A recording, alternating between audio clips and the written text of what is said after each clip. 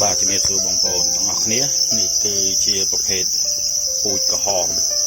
គេហៅថាចង្រិតក្រហមយើងមើលទៅមួយផ្លែតងាកពីខាងលើខ្លួនវាទៅមើលទៅច្រឡំថាចង្រិតសបងព្រោះវាមានស្លាបស្តៀងគ្នាក៏ប៉ុន្តែចំណុចខុសគ្នាមានច្រើនមានមួយចំនួនទៀតដែលខុសគ្នាបងប្អូនឧទាហរណ៍ដូចជាទំហំខ្លួនវាខ្លីជាងចង្រិតសហើយមកជុលដែលចាក់ពងវាខ្លីជាងជុលចាក់ពងខ្លីជាងក្បាលវារាងធំជាងហើយជាពិសេសនោះគឺខ្លួនវានៅពេលដែលយើងផ្ញើខ្លួនវាមកគឺខ្លួនវាខ្មៅ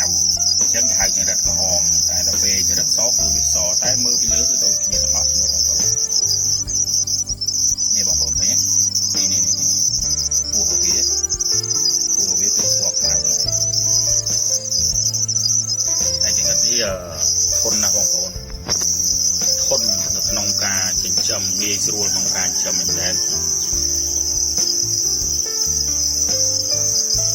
ត្រូវដាក់ពូជអាចជុំនឹងយប់ស្អែកទេបងប្អូនល្អមែនតើ